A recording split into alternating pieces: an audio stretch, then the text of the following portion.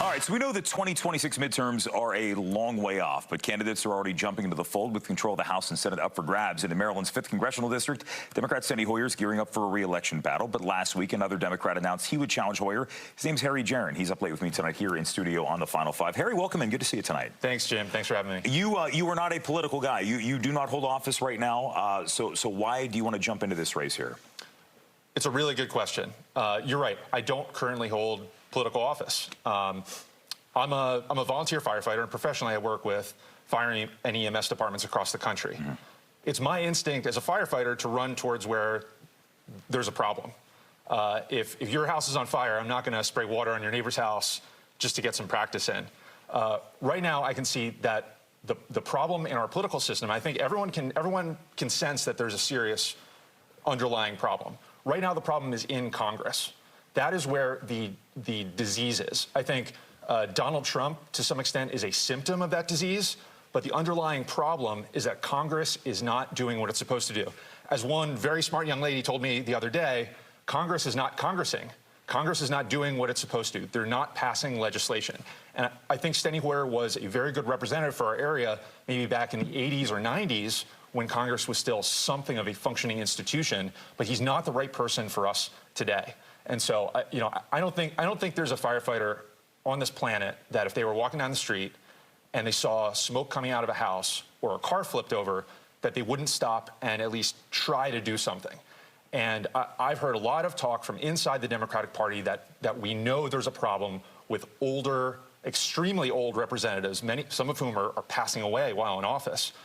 I'm tired of people just talking about it.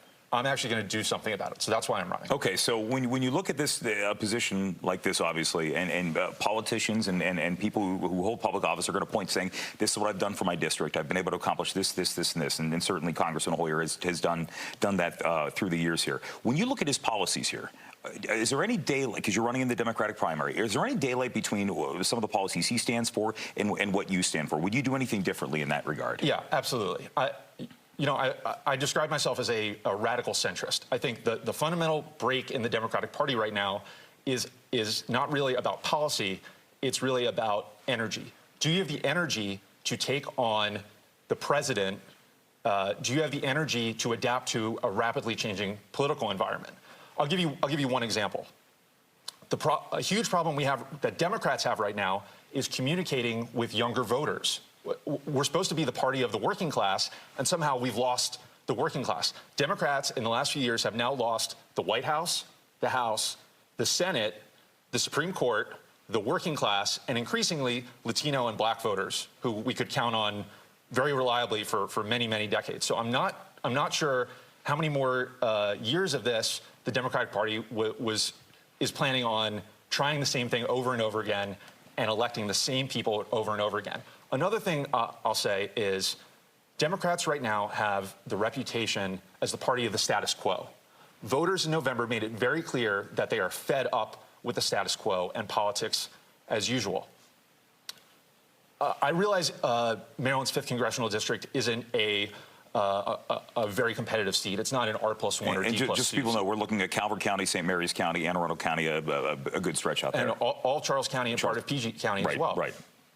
It's definitely a heavily Democratic seat, but in the same way that when you think of the Republican Party, you might think of Marjorie Taylor Greene, or when you think of the Democratic Party, you might think of AOC. Okay. Who we send to Congress from safe Democratic districts, that does affect the reputation of the Democratic Party as a whole. So I think it's important that when we send someone like Steny Hoyer back to Congress for a 24th term in office, he's been in office since 1981. Sure, you pointed that on your website. That was one of the first things you mentioned is you were born back in 1989. But the question remains here: if the voters, they see the work that he's done over time and they send him back again, as you said, 23, 24 times, how do you go to voters in that district and say, this is what I can do differently aside from saying that I'm younger? Sure. So I think someone who was born in the 1930s, understandably, is not able to communicate on social media or in the current information environment the way that I can, or the way that younger people with more energy can.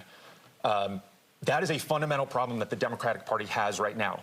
The way people get their information, the information environment, is very, very different to the way it was in 1981 when Steny entered the House. And he's still operating, and a lot of Democrats are still operating in that 1980s information environment where they try to communicate with voters through mainstream medias and traditional channels. That's not, unfortunately, that's not where people are getting their news. They're getting their news from TikTok or YouTube or all sorts of questionable sources that in many cases Democrats are afraid to go into for fear of backlash from their own party. You remember last year there was a whole debate over whether Kamala Harris was even going to go on Joe Rogan at all. And in the end she didn't, and Donald Trump did.